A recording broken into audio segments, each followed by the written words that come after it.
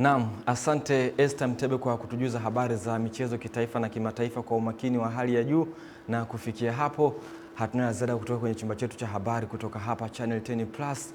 Kwa niaba ya wote, mimi ni Eden Bahati, ni kuache na utabiri wa hali ya hewa kwa saa 24 zijazo.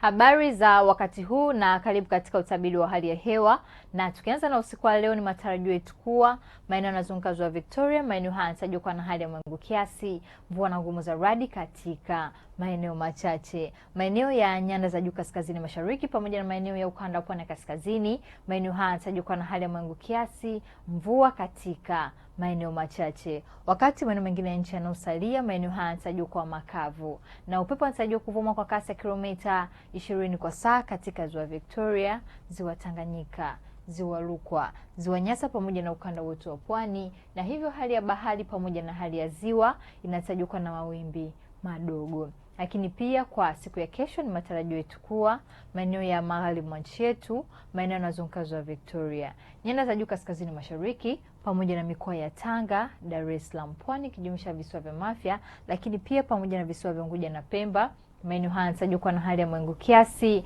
mvua na ngumu za radi katika maeneo machache pamoja na vipindi vya jua. Wakati maeneo mengine ya nchi yanayosalia, maeneo haya yanatarajiwa kuwa na hali ya mawingu kiasi, mvua nyepesi katika maeneo machache pamoja na vipindi vya jua. Na mpaka kufikia hapo, kutoka Mamlaka ya Hali ya Hewa Tanzania hatuna la ziada. Ulikuwa nami Rebecca Luhitana, tukutane hapo kesho muda wakati kama huu.